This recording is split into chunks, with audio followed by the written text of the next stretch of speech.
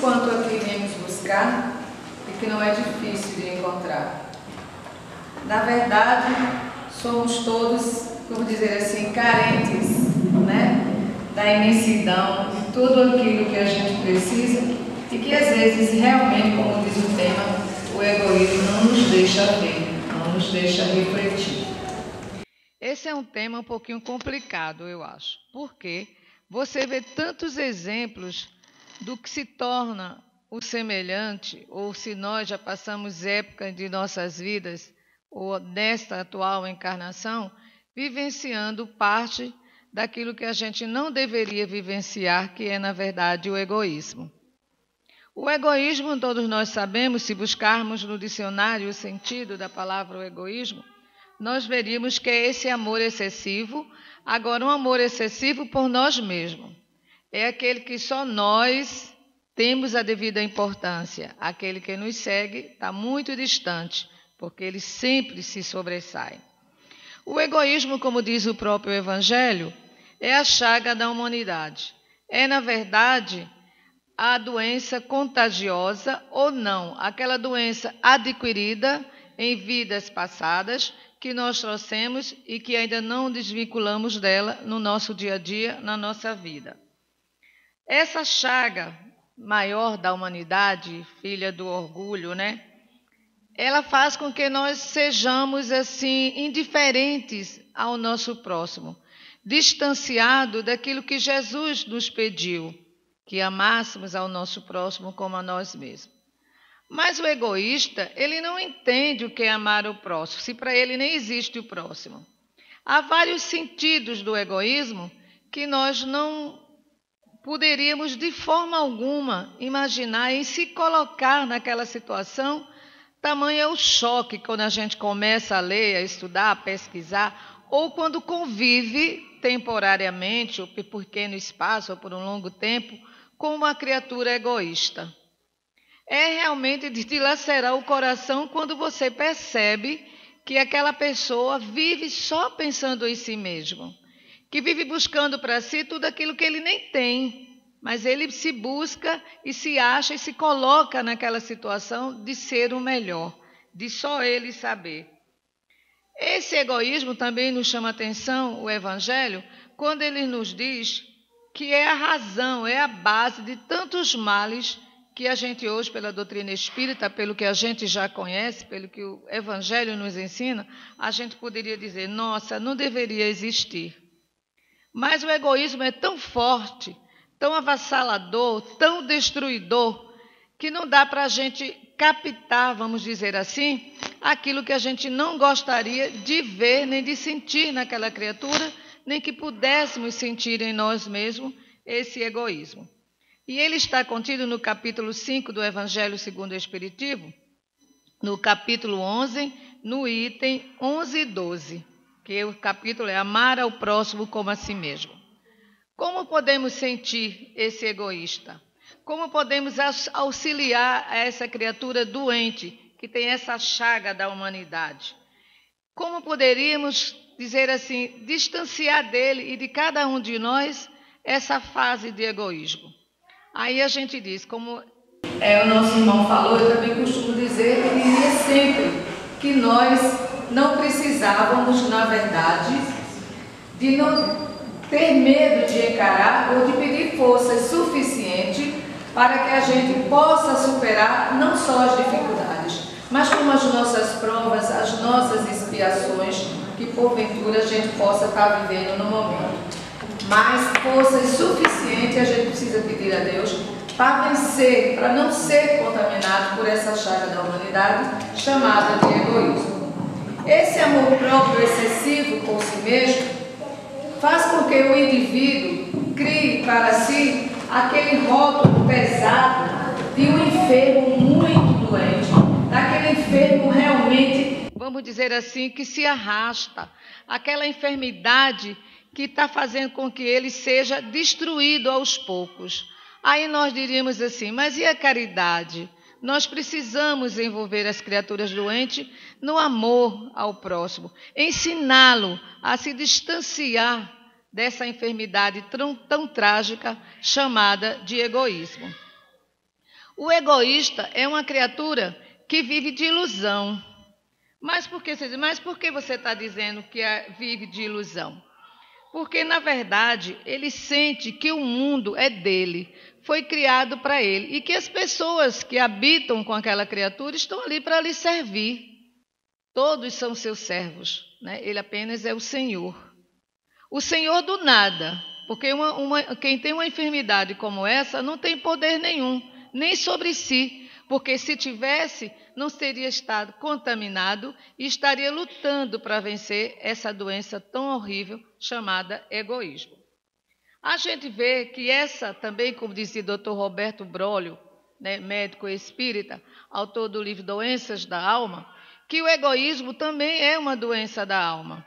Uma doença que corrói, que destrói, que está acima das forças daquele que ainda não sabe caminhar sozinho e que precisa que se estenda a mão para que ele não caia, que faça como chuva água ladeira abaixo, né? Que desce de vez à vontade. E aí a gente pensa, como livrar alguém de um sentimento, de uma razão de ser que aquela pessoa adquiriu e que propaga, né? Com todo o seu egoísmo só para ele. Aí a gente diz, satisfazer um ego, satisfazer um amor próprio, como a gente poderia colocar nessa criatura para entender a sua razão de ser egoísta?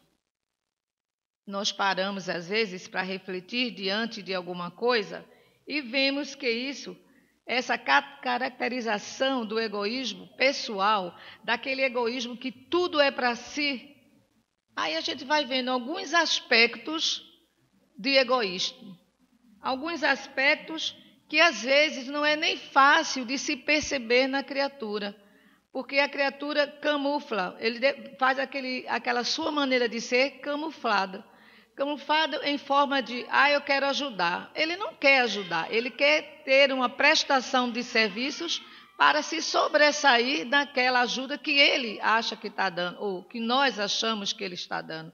E, na realidade, é feita a mão do político, que só estende para mostrar, né? Aí você olha assim e diz assim, nossa, mas existe gente assim? Ai, como? E às vezes tão próximo da gente que a gente nem percebe. Passa imperceptível mesmo, a olhos nus, a olhos vistos, assim, a gente olha e diz, não é verdade, não pode ser verdade. E esse estado difícil, às vezes, de a gente, vamos dizer assim, escalar aquela pessoa, que grau ele tem de egoísmo, até onde ele vai dentro daquele egoísmo, a gente diz, será que vou ser contaminado por isso? Olha, a contaminação se dá pela não prevenção. Se eu vejo que alguém tem um certo caráter duvidoso e eu nada posso fazer com relação àquela criatura, se eu sinto que aquela criatura não está fazendo caridade, ele está querendo promoção em cima daquilo, ele está querendo se sobressair em cima daquela ajuda que tantos realmente de fato necessitam, mas que não é o caso dele, mas que não é o caso da gente olhar e dizer assim, é confiável a ajuda daquela criatura? Aí você vai dizer, não é confiável. Não é confiável porque você começa a observar e sempre quem tem esses lados negativos sobressalentes, a gente vê que um dia ele cai, tropeça nos seus próprios pés. E eu acho que a pior dor é aquela quando a gente cai sozinha, né? Porque ninguém bateu, a gente tropeça e cai em si, por si mesmo. Então, nessa fase, eu buscava algumas coisas, algumas anotações que eu tenho aqui já há muito tempo, e eu poderia dizer, será que isso nunca poderia ter acontecido comigo? Às vezes eu me pergunto, por que eu sou espírita hoje? A minha família tem uma formação católica, foi ali criada, eu sabia até as cores que se usava para cada simbolismo da Igreja Católica. Hoje eu não sei. Aí eu digo, tem uma razão de ser, né? Como hoje a nossa irmã falava lá sobre a mediunidade. Por que será que ela ficou tão na dúvida de alguns assuntos e de repente optou por esse? Tudo tem a sua razão de ser, a sua razão justa de ser, porque Deus não é injusto com ninguém. Nós temos as nossas falhas, as nossas deficiências, nós nos atropelamos, nós às vezes tropeçamos dos nossos próprios pés, mas temos a base sólida, porque a doutrina espírita, ela esclarece tudo, não há nada que não seja esclarecido dentro da doutrina espírita. Dentro desta bênção que eu vou, até os meus últimos dias encarnados, e do outro lado da vida, pedir sempre a Deus, para que eu tenha como agradecer ter conhecido a doutrina espírita, porque para mim não teria coisa melhor. Você contém os seus impulsos, a sua negatividade, você contém aquilo que você às vezes diz, nossa, que atitude egoísta que eu tive. Você cai em si, ela te chama a razão, e aquela razão lógica, justa de ser, não é aquela fantasia de dizer, olha, faça isso, tem travesseiros ungidos, tem não sei o que, tem isso, tem aquilo. Não, ela te chama à realidade. Você vive hoje com o que você fez ontem e você vai viver amanhã como você está praticando hoje. Então, esse convite da doutrina espírita não é um convite superado, é um convite a cada dia ativo, para que a gente não caia na tentação de ser um egoísta. Mas é tão ativo que quando Jesus e os apóstolos pediram, eu sempre gosto de fazer essa citação, que nos ensina a orar, e a primeira frase ele sempre, porque ama a Deus sobre todas as coisas, aí ele diz, quando orar, diz assim, Pai nosso que estás no céu. Cada frase desta oração que Jesus nos ensinou a orar, que deu a base, que deu a receita de como deveríamos orar, de como nos deveríamos comportar, até mesmo diante de fatos que a gente vê e sente dessas pessoas doentes da alma, porque o estado de inferioridade da alma, do egoísta, é muito grande. É um estado de inferioridade imenso, tão doentio que às vezes se torna realmente contagioso. E aí ele disse, Senhor, não nos deixeis cair em tentação, mas livra-nos de todo o mal.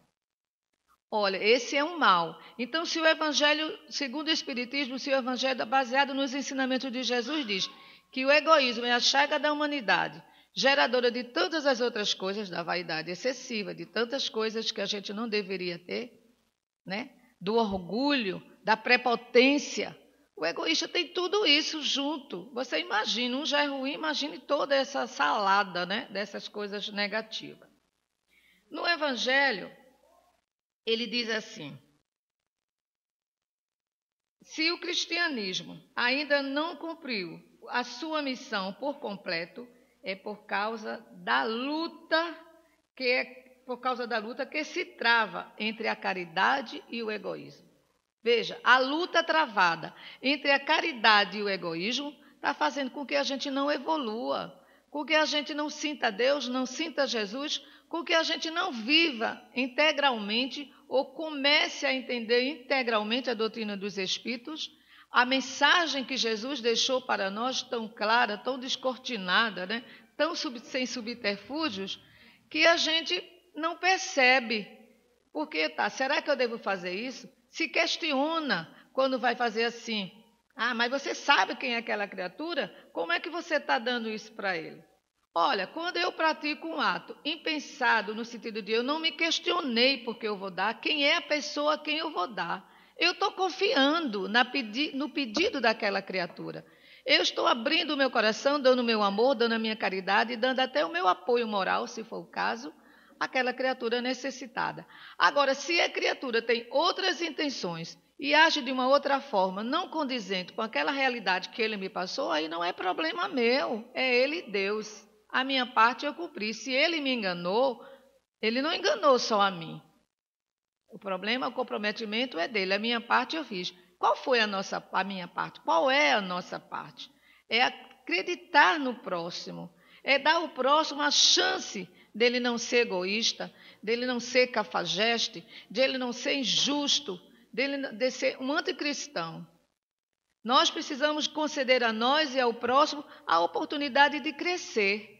Essa semana eu estava nos meus estudos, nas minhas coisas lá, e estava lendo uma frase, que eu até tomei nota aqui, porque meus 6 anos estão passando e a gente vai ficando muito esquecida. Aí eu tomei nota aqui de uma frase que está num livro muito conhecido, que eu quase compro outro pensando que eu não tinha ele. É no livro Jesus, o maior psicólogo que já existiu.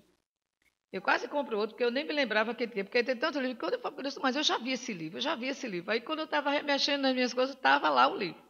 Quando ele diz assim, nós nos salvamos restaurando relacionamentos. Eu achei muito interessante, um conteúdo muito forte. Então, quem vive com uma criatura egoísta está tendo a oportunidade, quem vive com uma criatura difícil, de qualquer forma, está tendo a oportunidade de salvar restaurando relacionamentos. Porque aquela criatura dessa família que hoje nós convivemos, seja a família consanguínea, seja a família da religião, seja a família do trabalho, os irmãos em Cristo, todos nós somos dados a relacionamentos fáceis, difíceis, complicados e relacionamentos abençoados, que você diz, nossa, parece que faz 200 anos que eu conheço aquela pessoa. Às vezes você tem o seu irmão consanguíneo e não tem com aquela criatura a amizade, o entender, a liberdade de agir, como tem com aquela outra. A confiança, porque confiança é coisa muito importante. O respeito, que se existisse respeito, tantas coisas também estariam sendo evitadas. Leon Denis diz no livro Depois da Morte, ele diz assim, o egoísmo é o irmão do orgulho. Como enfermidade, necessita ser curada, porque ela ainda é o vestígio desse estado de inferioridade que nós, espíritos, ainda convivemos. Porque a gente tem esses vestígios. Se a gente fosse analisar, refletir sobre nossas ações, sobre os nossos pensamentos de lá e de agora, a gente vai encontrar muita coisa que a gente vai dizer, meu Deus, eu tive essa atitude. Hoje eu conversava com meu companheiro, eu me arrependi tanto de uma atitude que eu tomei, que aquilo ficou na minha cabeça, porque não faz parte do meu eu agir daquela maneira. E às vezes faz, porque eu descobri comigo mesma que a gente tem uma fera adormecida e para acordar, despertá-la, não precisa de muito não. Às vezes é uma pequena coisa, uma faísquinha, é como se nós fôssemos um terreno blindado, minado, porque qualquer coisa você pisa numa mina e ela estoura, e daí a catástrofe pode ser grande, para nós em espírito principalmente. Então a gente vai vendo que essa persistência desse egoísmo, que é do individualismo que ele tem, sou eu e mais ninguém, a gente começa a juntar sobre tudo que a gente já viu, sobre tudo que a gente vê, sobre tudo que a gente sente. Na revista espírita, deixa eu ver aqui a data, porque em data eu não sou muito boa, é como para falar da vida dos outros, eu não sou, só sei falar da minha mesmo. Na edição da revista espírita de setembro de 1865, Kardec postou lá um artigo sobre um egoísta. Esse rapaz, ele tinha um egoísmo tão grande consigo mesmo, que ele perdeu a família e convivia com a avó. Se não me engano, com a avó.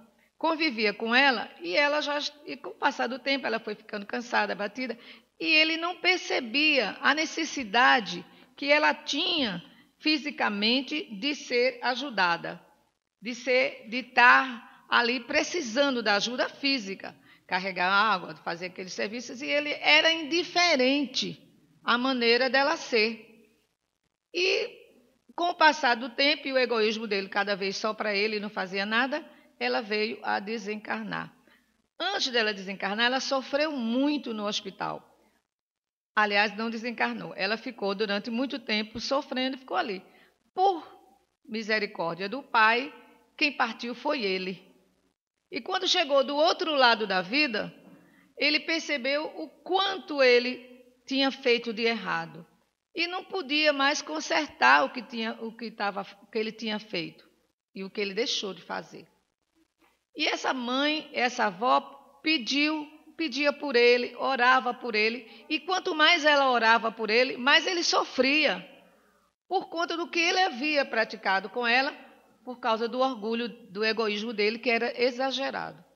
Aí Kardec recebeu uma correspondência dos correspondentes que ele tinha em suas pesquisas na época e pediu, os médios pediram para entrar em contato com ele.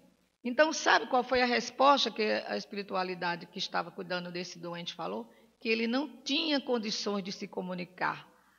porque a enfermidade dele, onde ele estava, era grande demais. O sofrimento dele era tão grande que ele não tinha condições, porque ele se deu conta de todo o mal que ele havia praticado, pelo seu egoísmo, né? E tempos depois que ela desencarnou, aí foi novamente auxiliar aquela pessoa que tanto havia prejudicado, porque ele entrou num estado de demência, ele ficou totalmente alienado e sofria a ponto de não poder se comunicar. Mas como Deus é toda a sua infinita bondade e misericórdia, entendeu o que tinha passado e conseguiu tomar conta dele. E a gente não vai se alongar na história para não fugir muito do que a gente está querendo dizer, senão passa o tempo e a gente não diz. Então, num livro de Divaldo chamado Estudos Espíritas, ele fala que o egoísmo traduz não como uma forma de amor próprio, aquele amor que você tem de cuidado, não, era um amor próprio mesmo, só para ele, só tinha condições de dar amor para ele. Era o próprio eu dele muito exacerbado diante daquilo que ele achava que só ele era merecedor de ter. Então, nesse livro Estudos Espíritas, psicografado por Divaldo, é muito interessante ele falar dessa enfermidade de largo porte. Ele se refere assim: o egoísmo é uma enfermidade de largo porte. É, na verdade, um campo que precisa ser desenvolvido. É algo que você precisa sair daquela inconveniência, tirar aquela criatura daquela inconveniência, porque até a pessoa egoísta é um inconveniente também. Porque como ele só pensa nele, ele é também um inconveniente, ele é doente da inconveniência, né, que ele tem demais. E ele diz que isso dá muitos efeitos de complexidade diante dessa criatura que está doente pelo egoísmo. O antídoto é trabalhar o lado mental. O antídoto para trabalhar a oposição, para não sermos egoístas, é, na realidade, a paciência, o pensamento positivo, é, na verdade, a tolerância, a benevolência, a compaixão, que é algo muito difícil. Compaixão, você começa a analisar, pensar, será que eu senti compaixão por alguém em algum momento? Será que eu tenho esse sentimento, essa virtude da compaixão?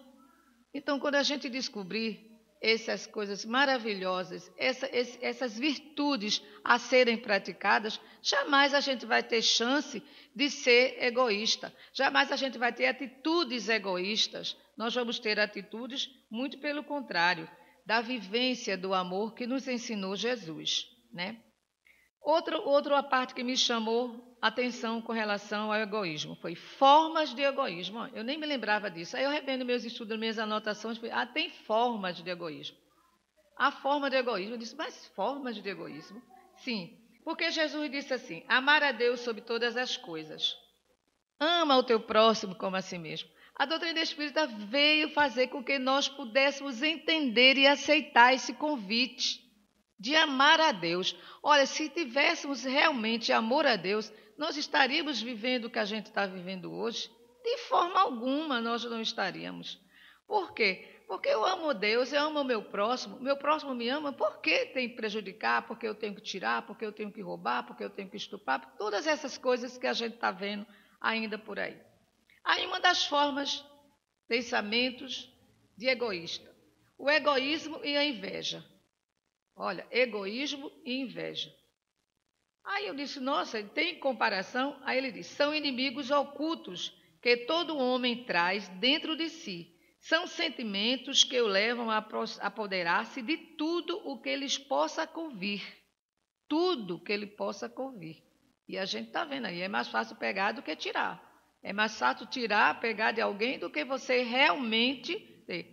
O egoísmo nessa parte aqui, eu me lembrei de casos, trabalhos voluntários que fizemos no passado, onde a gente dizia, aqui é meu. Então, isso aqui é meu, as pessoas falavam para nós. E era como se realmente o mundo fosse deles. E eu dizia assim, nossa, isso aqui, eu não sabia que isso aqui é num hotel 5 estrelas. Vocês mais ou menos sabem ao que eu estou querendo me referir. Eu nunca vi isso aqui como hotel 5 estrelas, mas tem gente que pode achar que seja. Então, esse é meu, eu me casei, essa mulher não pode pedir separação, porque se pedir a separação, quando eu sair daqui, vamos ter. Eu disse, mas é propriedade. Eu achava que quando a gente casava, a gente assina um papel, não dizendo que propriedade particular. Não tinha isso, eu pelo menos não vi isso lá, no cartório nenhum escrito, propriedade particular. Né? A gente vai ali, oficialmente, fazer uma união, mas não com esse valor que as pessoas pensam, valores que não deveriam existir. Aí hoje se mata, tem todas essas tragédias que a gente vê. Então ele, quando compara o egoísmo, ele fala egoísmo e inveja, e ele diz, quer tudo que ele possa convir, quer moralmente, quer fisicamente. São dois sentimentos que o excitam a empregar a astúcia, a força para conseguir o que ele quer, o que ele deseja. O egoísta não mede esforços para ter o que ele quer. É dele, ele não quer saber se vai magoar, se vai ferir pai e mãe, não quer saber se ele vai um dia ficar atrás da grade, ele quer e vai buscar aquilo que ele acha que quer. E qual é o orgulho? O egoísmo e o orgulho. São os dois corredores, eles assim, são dois corredores sombrios, orgulho e egoísmo. Dois corredores sombrios, inclinando-nos em toda parte ao vício e à delinquência em angustiantes processos obsessivos. Isso está no livro chamado Seara dos Médios, de Francisco Cândido Xavier. E só pode ser. Você imagina isso junto? Egoísmo e orgulho? Não podia dar boa coisa. Não poderia nunca. Agora, o egoísmo familiar também tem esse lado, né? Essa fase do egoísmo familiar. Ele consiste no amor aos pais, aos irmãos, aos filhos. Enfim, aqueles que estão ligados pelos laços consanguíneos com a exclusão dos demais. Só existe a minha família. Para mim, é a minha família. O resto não tem importância. Aí eu já ouvi casos assim, nossa, eu fui pedir isso a uma pessoa assim, pensando nos meus filhos. A pessoa disse, por que você não faz como eu? Meus filhos não precisam que ninguém dê nada, porque tudo eu estou dando. O que você diz uma criatura dessa? Você, meu Deus, pedir a Deus que tenha misericórdia, né? Porque quando eu escuto essas barbaridades, mesmo eu como espírita, eu só peço a Deus misericórdia, porque não tem outra coisa para pedir. Não tem outra coisa para pedir. O egoísmo se dá de várias formas. Você não pode excluir família, não, porque a minha família, porque a minha família, porque a minha família. Sua família teve condições, graças a Deus. A dela não tem, a minha não tem. É como Deus quer que seja. É como tem que ser. Uma coisa eu sei, nenhum pai, nenhuma mãe quer o pior para nenhum dos seus filhos. Muito pelo contrário, eu já vi figurativamente falando, dizer assim, lágrimas de sangue de mães, por erros de filhos, que as mães nunca sonharam conhecer. Mães que dizem assim, eu boto minha mão no fogo por filhos. Mães que diziam para nós, ao nosso grupo, meu filho não fez isso de errado, foram as más companhias. Quando você ia pegar a ficha da criatura, só a mãe não sabia. Só a mãe não sabia. Porque para ela, aquele amor imenso de mãe, porque amor de mãe é o único que se assemelha realmente ao amor maior, o amor de mãe, mãe mesmo. Porque a verdadeira mãe, ela não passa a mão na cabeça do filho quando ele erra. Ela vai usar de rigidez para que mais tarde outras pessoas não se aproveitem, não se apoderem daquele erro, daquele seu filho, porque a mãe passava a mão na cabeça. Porque o pai dizia, olha, não, é só minha mãe, é só seu filho, olha o que seu filho está fazendo. Né? E não é assim. Então ele diz, da família com exclusão dos demais. São muitos e desconhecem que somos todos irmãos, filhos de um único Pai celestial. Isso está também falando sobre esse assunto, que a gente tirou só uma frasezinha, no livro As Leis Morais, de Rodolfo Calegares, que é um livro maravilhoso, maravilhoso. Meu livro eu não posso nem mostrar para ninguém, porque meu livro já tem as capas tudo diferente, né? Porque é de antigamente. É de antigamente. Não é mais de moderno. Só é moderno o conteúdo, que não vai deixar de ser. Egoísmo individual. Olha, o egoísmo individual é aquele que mais a gente vê, né? É aquele que mais se sobressai. E esse egoísmo, ele funda-se num sentimento exagerado, né? De interesse pessoal, no cuidado exclusivo consigo mesmo e no desamor a todas as outras criaturas. Olha que coisa triste, né? Que coisa triste. inclusive os que habitam o mesmo teto. Pode ser pai, pode ser mãe, pode ser irmão, pode ser sobrinho, não interessa, interessa ele. Então esse espaço é meu, não quero que ninguém pegue. Isso aqui é meu, não quero que... Não é diferente, nós estamos falando do egoísmo. Porque você ter cuidado com alguma coisa, até a gente às vezes compra objeto tão caro que a gente não vai deixar uma criança perder para destruir, quebrar, a gente ter cuidado. Então, o filho, não pega, isso aqui é de papai, isso aqui é de mamãe. Você não pode pegar, você ainda não tem, é diferente. Você está tendo cuidado com algo que te custou e com algo que você precisa. Mas o egoísta individual, não. Ele não quer saber, ele quer. Ele é capaz até de tomar da sua mão alguma coisa para que ele possa ter o que ele realmente quer. E o egoísmo nacional, eu disse assim, também tem esse, o egoísmo nacional, é o nosso quinto item, que é aquele que se disfarça, se esconde sob o rótulo de patriota. Ele é patriota. Então, nenhum outro rótulo, nada, não serve nada para ele, ele vive daquele, de pensamento disso, a minha pátria. Hoje em dia a gente vê a degeneração desse sentimento que poderia existir em pequena quantidade para se valorizar a nossa pátria, o nosso país. Eu vejo pessoas dizendo, eu tenho vergonha de ser brasileira. Eu não tenho. Nem tenho vergonha de ser brasileira, nem tenho vergonha de ser nordestina, puxando pelo meu sotaque nordestino. Não tenho. Tenho muito orgulho. O que eu tenho vergonha são de alguns brasileiros que nunca souberam e nem sabem valorizar a sua nação.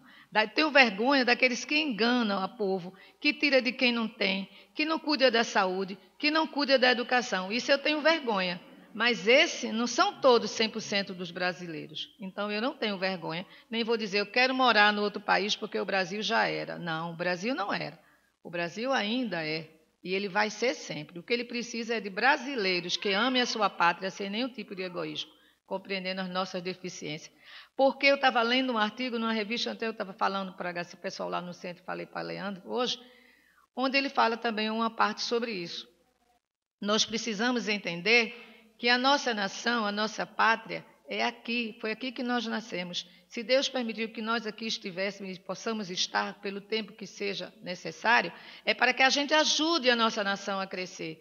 É porque a pátria do Evangelho já está, já começou, nós somos. O que precisamos é desenvolver em grande quantidade e não deixar que armas que a gente está vendo por aí denigrem a imagem de um país que pode ser muito melhor por tudo que ele tem para nos oferecer, inclusive na pátria do Evangelho, que a nossa nação é. Então, esse patriota não pensa assim como a gente está falando, não, né? Ele pensa completamente diferente. Habitantes de um país, a pretexto de engrandecer sua pátria, eles evidenciam outros países. Eles evidenciam outros países, escravizando as suas populações. E assim gerando ódio, ou seja, fica falando mal. Eu gosto do Brasil, fulano. A gente vai ver um exemplo muito comum. Eu vou ver bem direitinho para que vocês entendam o que eu estou querendo dizer, onde eu vou querer chegar. Eles falam bem da nossa nação, fala bem da nação dele, do país dele, e depois o que é que ele faz? Ele implanta ódio, o egoísta, patriota, ele implanta ódio, né, daquela criatura, e a gente vê o quê? O que é que acontece no Oriente Médio? O que é que acontece em alguns países por aí? Terrorista homem, terrorista mulher, homem bomba, mulher bomba, criança bomba, e carro bomba, e não sei o que bomba, e destrói. Não existe, não pode. São esses falsos patriotas, esse egoísta nacional, né, dos países e da sua nação, e que destrói e acabam patrimônios históricos lindos, belíssimos, eu estava vendo uma reportagem, tudo destruído, o que era e hoje existe ruínas. O que faz o egoísta? Destruir a si e aqueles que caem na sua lábia, na sua conversa, na sua falta de entender, na sua falta de misericórdia, na sua falta de amor. E aí vem aquele outro lado também do egoísmo, que é o egoísmo sectário, ou seja, aquele que está relativamente ligado a seitas, à religião. Aí eu digo, aquele que transforma crentes em fanáticos, crente que estamos falando aqui é aquele que crê na sua religião, né? Aquele que crê. Aquele que transforma os crentes em fanáticos, a cujos olhos só a sua igreja é verdadeira e salvadora, sendo todas as outras fontes de erro e perdição. Quem não vê isso hoje em dia? A gente vê, né? Tem pessoas que chegou para mim e disse: como você pode ser espírita? E espiritismo é religião? Eu disse: você já leu alguma coisa sobre o espiritismo? Conhece? Eu vou lhe repetir uma frase. Você me fez uma pergunta e eu, antes de responder, eu vou te dizer o que eu ouvia muitos e muitos anos atrás, isso quando eu era católica. Fazendo um trabalho assistencial, que era para o Hospital do Câncer, e aí a pessoa disse assim para mim: Sônia, ela me convidando, eu disse: eu não tenho estrutura emocional para trabalhar assim, mas eu quero trabalhar dos bastidores, fazendo outras coisas. Tudo bem. Aí ela me repetiu uma frase: Regina Nochivanda, já está do outro lado da vida há muitos anos. Você não vai amar aquilo que não conhece. Você só vai amar aquilo que você conhece. Então eu não tenho direito, eu falei para mim, não tenho direito de criticar a religião, crença de ninguém. A minha religião, até porque religião não dá religiosidade a ninguém. O que dá religiosidade às pessoas é a gente se despertar, acordar, se transformar. Agora eu vou chegar a criticar a religião? Não, só a doutrina espírita é a que salva. Só a doutrina espírita é que é boa. Cadê a falta de caridade? Que a bandeira da doutrina espírita é caridade, fora da caridade, e não a salvação. Por quê? Então, se esse é o maior conteúdo, se Jesus ensinou para que pudéssemos ter misericórdia, para que pudéssemos não ser egoístas, para que tirássemos essas mazelas todas e desenvolvêssemos em cada um de nós sentimentos de amor ao próximo, que vivêssemos em harmonia, que pregássemos tudo que Jesus... Ide e pregai. Todos esses ensinamentos são ensinamentos que nós necessitamos, de fato, conviver e não criticar. A minha religião é a melhor. A minha é a única que salva. E eu chegar para dizer: você vai acreditar, como ela disse para mim, a pessoa na época, você está acreditando numa religião de que não teve nem coragem de assinar. Eu disse: você conhece a história de Kardec? Se fosse hoje, eu dizia: veja o filme, porque para ler é complicado, né? Vê o filme que é mais curtinho assim, você pelo menos tem uma noção. Porque eu sou espírita, mesmo com todas as minhas temporadas em imperfeições, e também tenho meus 5 minutos, né? Que eu sou normal, né? E como psicologicamente, antes de eu ser espírita, de qualquer outra coisa, de ler e conhecer, eu também sou um ser humano, então tenho as minhas carências, as minhas deficiências, e nem sempre são poucas. Então, no livro também de Rodolfo Calegari, As Leis Morais, ele fala sobre isso e é muito interessante a gente conhecer. A gente conhecer, porque a gente conhecendo é que a gente vai amar, é que a gente vai tirar de dentro de cada um de nós se ainda existe essa faísca do egoísmo que pode estar contida em tudo isso que a gente citou aqui. No egoísmo nacional, sectário, no egoísmo individual, no egoísmo familiar, no egoísmo da inveja e do orgulho. Então, dentre tudo isso que a gente citou aqui, a gente pode se analisar. Porque conhecendo a nós mesmos, mas todo espírita fala as mesmas coisas, para ter paciência. Todo espírita fala que a gente tem que conhecer a si mesmo. Quando eu começar a me pacientar com as coisas que eu estou ouvindo, é porque é aquilo que mais eu preciso ouvir, é daquilo que mais eu tenho necessidade. Porque se alguém diz: eu comi um prato de feijão, eu fiz isso, eu comi isso, comi aquilo, e aquilo não me enche os olhos nem a vontade, é porque eu estou saciada. Então, enquanto nós não estivermos saciados das coisas que o Cristo nos ensinou, nós vamos estar correndo o risco de cair na tentação. E aí a gente vai lembrar da oração, né? Vai lembrar dessa oração. Então, quando a gente viver caridade, a gente não vai conhecer egoísmo. Nenhum caridoso é egoísta. Se fosse, não estaria praticando caridade, né? Se houvesse amor entre os homens, a caridade seria melhor praticada. Se a caridade é melhor praticada, significa também distanciamento dessas chagas horrorosas que está lá atrás. A indiferença mata bons sentimentos. Então, nós não somos seres anormais. Nós não somos extraterrestres, não. Porque eu acho que por aí eu acredito em muitas coisas, mas também não é assim, não. Então, a gente tem que trazer para nós, para cada um de nós, esse sentimento de amor, de bondade, de misericórdia. Porque só assim a gente vai conseguir ajudar aqueles que não sabem caminhar sozinho e que dentro dessa capa do egoísmo vive aí destruindo os sentimentos, destruindo os relacionamentos, destruindo a vida, a maneira melhor de conviver com o seu semelhante, destruindo a sua grande e maior oportunidade de se transformar e dar. É dando que se recebe. Eu acredito muito nisso. É dando que se recebe. Quanto mais eu der, mais eu terei. Não é dar no sentido de eu vou dar porque eu dou com essa mão e vou mostrar. Não, de forma alguma. É dar naturalmente. Eu fiz porque eu quis, porque meu coração pediu. Eu preciso exemplificar, porque são nos exemplos que nós também crescemos. Porque um exemplo vai servindo para outro. E eu vou multiplicando aquelas ações tão necessárias ao bem-estar da humanidade quanto ao meu próprio bem-estar. A caminhada é longa? Sim, a caminhada é muito longa. Mas a caminhada não é aquela caminhada sobre pedras que vai fazer com que os nossos pés passem a ficarem esfolados, sanguinolentos. Não, nós vamos caminhar lentamente, como se estivéssemos sempre subindo uma escada, degrau a degrau. Como diz, né? A cada dia, mais um passo. A cada momento, a sua vivência. A cada relacionamento, a sua construção. A religião está aqui, a doutrina dos Espíritos, para nos beneficiar, através de tudo que ela nos proporciona. Reunião mediúnica, reunião de estudo, prática da caridade, fazermos campanha do quilo, visita aos leprosários, aos hospitais, aos presídios, né? Não julgueis, não julgando, porque a gente não pode julgar o que eu fiz na minha vida passada.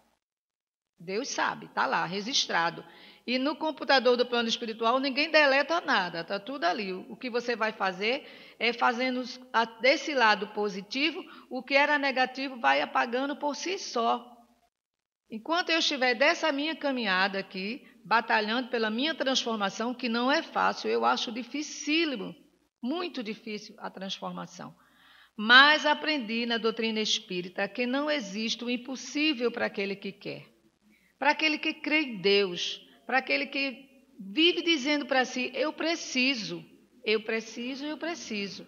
Não é aquele que diz, eu não posso, eu não posso, eu não posso. Não, aí eu já estou botando a maior grande dificuldade. Eu estou dizendo para mim que eu não posso, quando sou eu que animo meus próprios atos, quando sou eu que direciono sobre a minha mente, o poder que ele tem sobre as minhas ações, pensamento e vontade, um pensa e o outro executa, então eu sei que eu não posso. A doutrina espírita já me explicou sobre o espiritismo, sobre o egoísmo, sobre a falta de fé, sobre a não esperança em dias melhores. Como se pode viver sem esperanças? Aí eu gosto muito daquilo que o meu irmãozinho do plano espiritual me disse. Todas as vezes que pensar e quiser ter esperança, pense nela como uma chave. Porque eu perguntei, o que é a esperança? Se eu tocasse na esperança, ele disse, pense na esperança como uma chave, a chave que abre todas as portas. Quando eu comecei a analisar isso, como eu analisei, anos depois, eu disse, é a verdade. A esperança é a chave. Porque enquanto tem esperanças, tem vida. Mas a esperança é a última que morre. Não morre nunca, porque se morrer a esperança, acabou tudo. A esperança é a vida.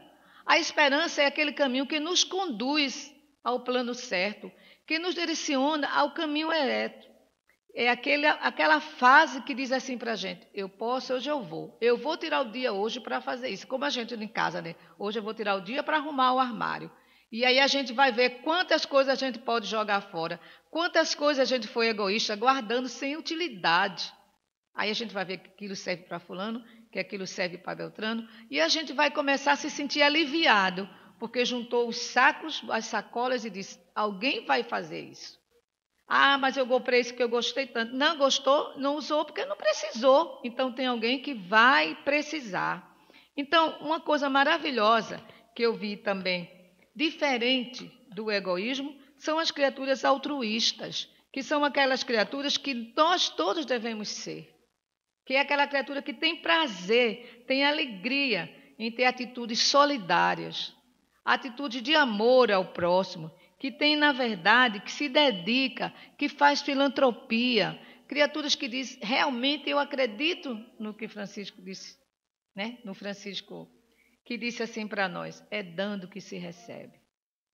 E aí tem os 3 Franciscos, eu até vi lá a mensagem, os 3 Franciscos, eu disse, que maravilha, como eram e são sábios, porque onde quer que estejam, são sábios. E a gente começa a lembrar e pensar assim: Senhor, muito obrigada por tudo. Obrigada porque a gente tem saúde, a gente consegue falar, a gente tem 2 pés e 2 mãos que funcionam, a gente pode ir e vir. Se a gente não tiver mais visão para ler, a gente pode pedir. A gente tem o lar, mesmo que não seja um palácio, pode ser até aquela tapera, mas é o nosso lar, é aquilo que nós merecemos, é a fase que os nossos espíritos precisam. E o que a gente tem é tanto amor, tanto amor, tanto amor, que não dá, a gente nem sabe agradecer, porque a gente aprendeu a pedir, só pedir. E quando é que a gente vai começar a agradecer? É preciso saber agradecer. Agradecer pela dor, agradecer pela tristeza. E eu aprendi muito quando eu tenho espírito, que de uns tempos para cá essa frase não sai da minha mente. A dor passa, a alegria passou, a dor também vai passar. A alegria, a festa, aquele momento de vibração passou, o de tristeza também vai passar. Tudo passa, porque nós não nascemos para sermos infelizes. Nós nascemos para construir a felicidade que começa aqui. Não é só do lado da felicidade do outro lado da vida. A vida é diferente. A felicidade é construída aqui e agora. A gente é feliz aqui e vai chegar lá transbordando de felicidade quando a gente entender de fato que nós vivenciamos e precisamos viver amor. Que Deus nos abençoe, que todos os lares aqui representados possam receber as visitas do plano espiritual. Se porventura houver um irmãozinho equivocado, que possa ser esclarecido, retirado dos nossos lares e que possamos dar a todos eles exemplos de amor e de bondade. Que Deus nos abençoe, que possa tirar de cada um de nós as dores, curar em cada um de nós aonde dói, seja no corpo físico ou seja na alma, porque só Ele realmente é o médico dos médicos. É realmente o Espírito maior que veio trazer para cada um de nós esses ensinamentos de luz. É aquela luzinha, não a luz que ofusca, mas aquela luz que vai iluminando lentamente o nosso caminho por onde passarmos. E por onde passarmos é sempre bom que a gente deixe a esperança, que a gente deixe a fé, que a gente deixe acima de tudo o amor. E dizendo, ame a Deus sobre todas as coisas. E ame a ti, e ame o próximo como a si mesmo, hoje e sempre. Que Jesus nos abençoe. Muito obrigada, Leandro, pela oportunidade do trabalho de estarmos aqui. Esperamos que tenhamos dito o que precisávamos realmente ouvir. E cada um de nós, eu já citei até os livros onde nós podamos fazer as nossas pesquisas. Que Deus nos abençoe. E que muito obrigada, Senhor, pela oportunidade do trabalho e de estar aqui com vocês mais uma vez. Que Jesus nos abençoe. Vamos elevar nosso pensamento a Deus, a Jesus, à espiritualidade amiga, aos nossos anjos protetores, amigos, aos nossos anjos guardiães. Senhor, te agradecemos por tudo que tivemos. Te agradecemos, Senhor, pela vida, pela oportunidade desta encarnação, pela oportunidade que nos concede de a cada dia podermos nos melhorarmos. Obrigada, Senhor, por poder estar aqui, por poder ir e vir, por poder ver com os meus próprios olhos. Dai-nos a paciência, dai-nos a coragem de vivenciar os nossos momentos difíceis. Auxilia aqueles que não sabem caminhar sozinhos, ilumina a mente dos nossos parentes, de todos os enfermos. Visita, Jesus amigo, os hospitais do plano espiritual e os hospitais do plano material. Acolhei aquela mãe em desespero, aquele filho desorganizado, os espíritos endurecidos, equivocados, distanciados do teu evangelho de amor. Que possamos a cada dia te sentir, te ver e te vivenciar, porque é tão difícil, Jesus, para nós vivenciarmos ainda o teu evangelho. E já nos deste ele há tanto tempo. E que nosso Pai permitiu que tivéssemos tanta vida, tantas oportunidades. Que seja essa, Mestre amado, a oportunidade de ter de Ti o ensinamento maior. De Maria de Nazaré, nossa Mãe espiritual, a coragem, a paciência e a resignação diante da dor. Certo de que estás com todos nós e que conosco podemos ter em Ti a verdadeira paz, o verdadeiro amor. Ciente do Teu evangelho de amor, pedimos que ilumine esta casa de oração e trabalho, como todas as casas que são nosso ponto de apoio e de equilíbrio. E certo da Tua misericórdia, pedimos a Ti que nos abençoe mais uma vez, hoje, agora e sempre.